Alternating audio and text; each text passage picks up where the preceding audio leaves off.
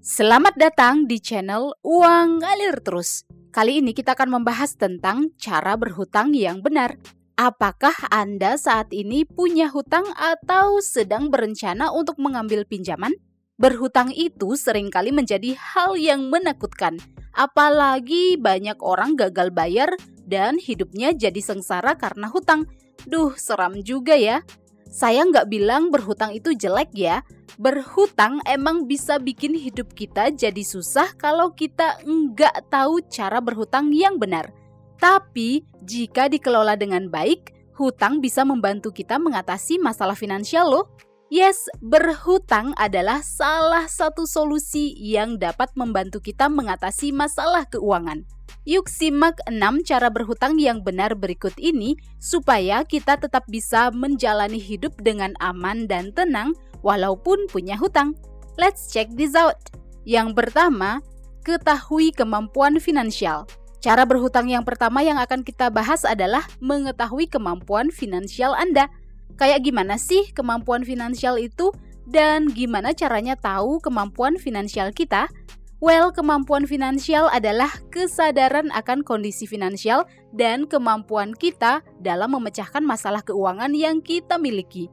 Mengetahui kemampuan finansial artinya punya pemahaman yang jelas tentang berapa penghasilan, berapa banyak pengeluaran, dan berapa dana yang tersedia untuk melunasi hutang-hutang. Misalnya saat kita ingin meminjam uang untuk membeli rumah. Nah, kita perlu tuh mempertimbangkan gaji bulanan, pengeluaran rutin seperti biaya hidup, tagihan bulanan, dan kemampuan untuk membayar cicilan kredit rumah tanpa mengorbankan kebutuhan sehari-hari. Jadi, nggak hanya melihat jumlah penghasilan saja, tapi juga memperhitungkan total pengeluaran jika ditambah cicilan hutang. Pastikan pengeluaran setelah ditambah cicilan nggak sampai melebihi total penghasilan ya.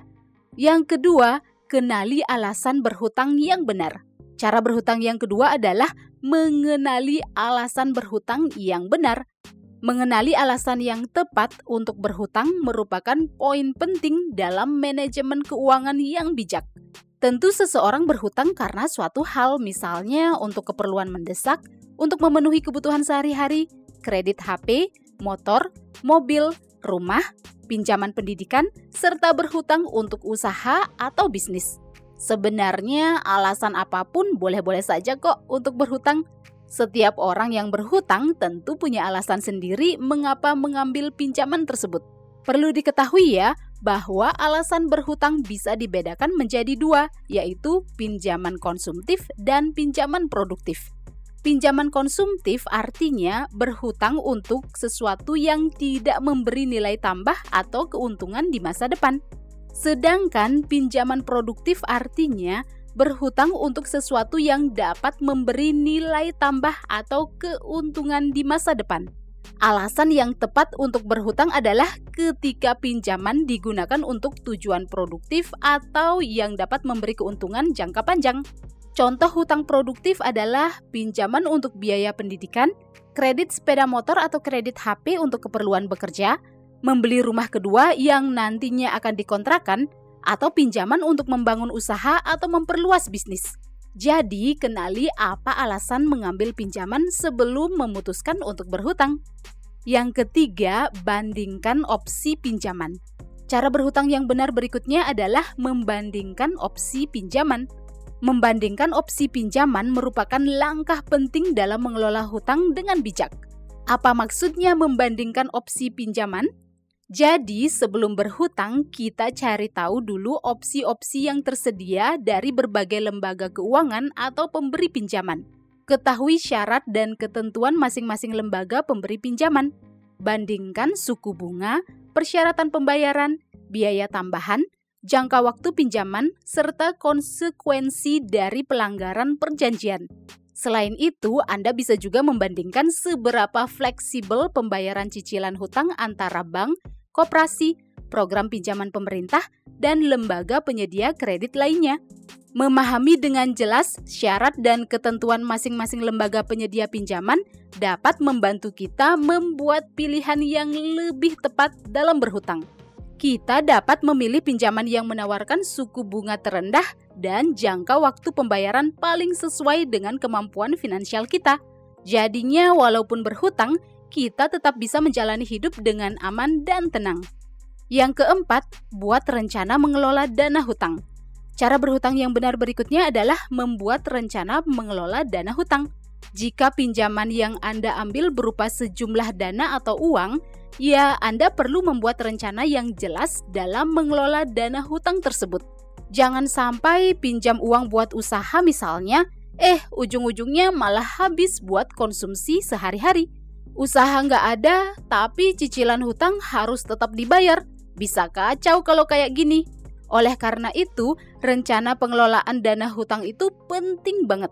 Rencana pengelolaan dana hutang artinya memiliki rencana secara terperinci dana yang diperoleh dari pinjaman kemana saja uang tersebut akan dialokasikan. Misalnya saat pinjam uang di bank untuk biaya pendidikan.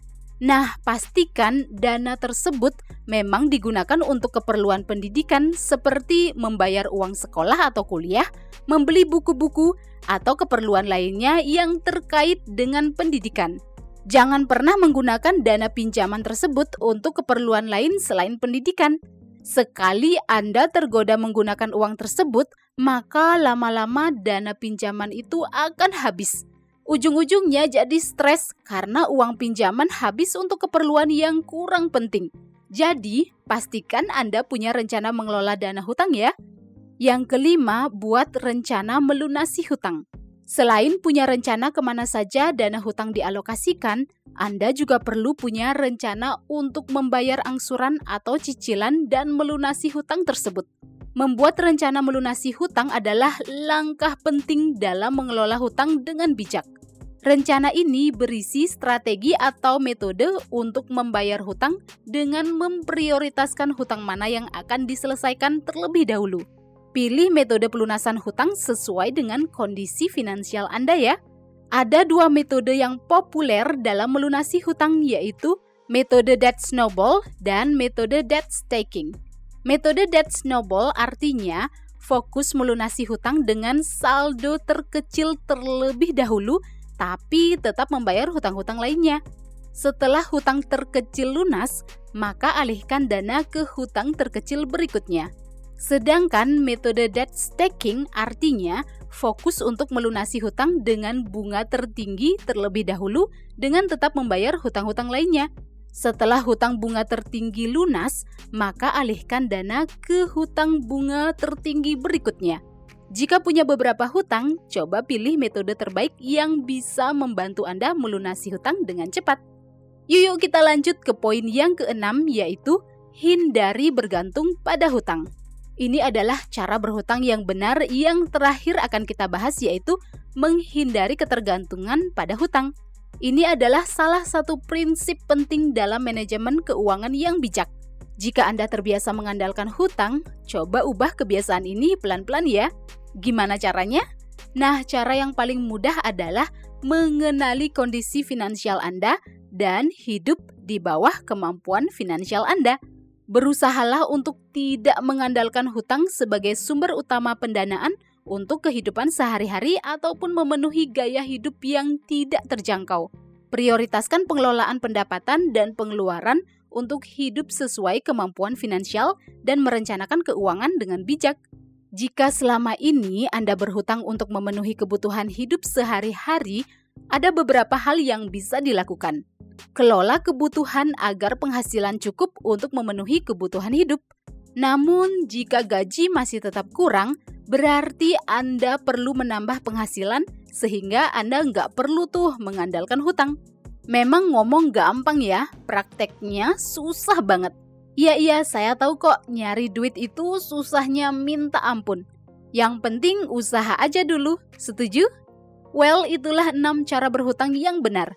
Apakah Anda punya cara berhutang lain yang nggak bikin uang kita terkuras habis? Atau ingin request hal-hal yang mau kita bahas di channel Uang Ngalir Terus?